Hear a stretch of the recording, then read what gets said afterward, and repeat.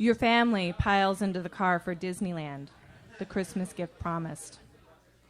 One of your stepchildren is irritable, scratchy, the other giddy.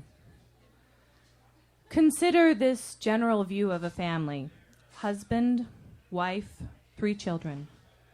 This is your husband, your stepsons, your daughter.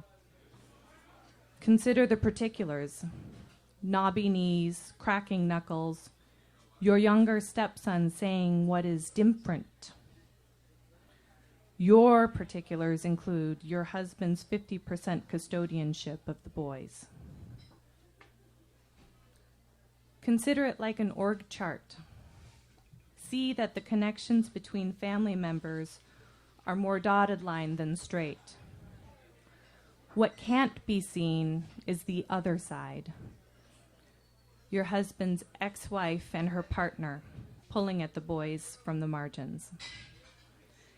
The other side is not in the car going to Anaheim. The other side is not figuring out which lane you need to be in to turn. Yet, the other side is with you when your older stepson reminisces about staying in the Disney California hotel with mommy. The other side is with you when your daughter asks to visit the Disney store and your younger stepson says, "I have $300 at mommy's house from my birthday." The other side's house is 50% and your house is 50%. Yet somehow this does not make one whole. At Disneyland, the children complain while standing in line, though not too much unless the lines stretch longer than the number of thumb wrestling matches they can tolerate losing. During and after the rides, they shriek. They are euphoric. This is how it's supposed to be, right? You want pictures of their joy. You want flash drives to sustain you later. Here, boys, you were happy. You loved us then. Love us now.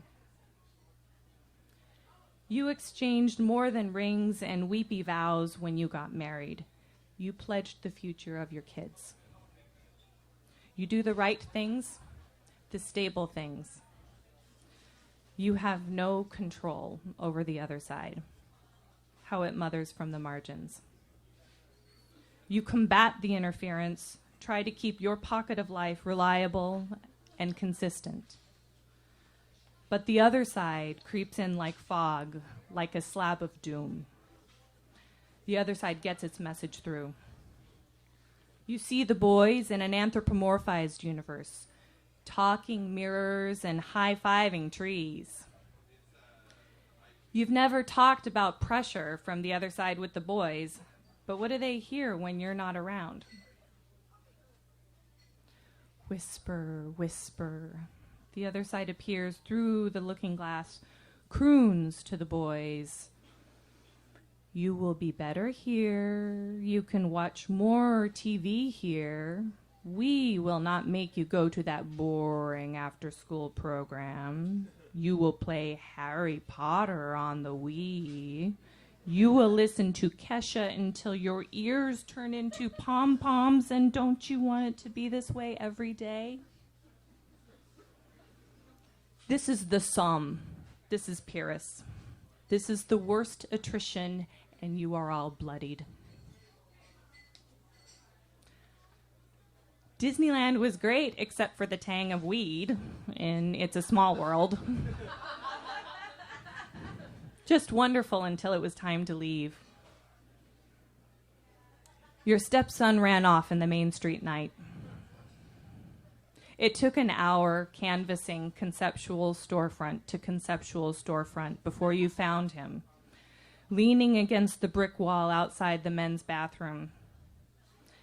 This is how the experience ends. The family linked together by compulsion and outrage. The experts you find in desperate Google foraging talk about the effect of this kind of conflict on kids. You and your husband talk about the custody split. Consider a major change. Let the other side win its tug of war. But how can you prevent moving vans from carrying the boys out of state? How can you know things are okay with them if you're not there to see?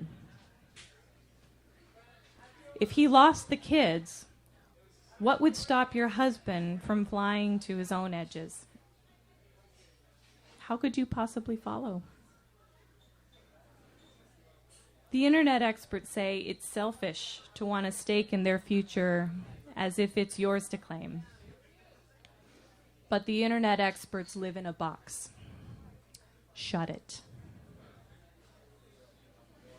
On the ride home, you check your iPhone and read that American secret forces killed Osama bin Laden.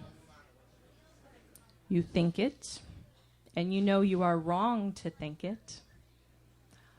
I want to see the body.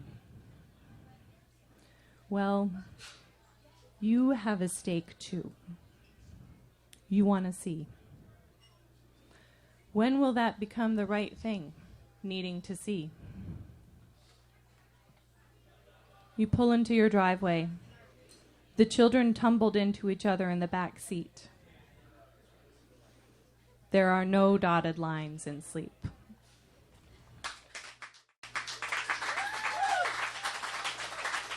Shauna McKenna.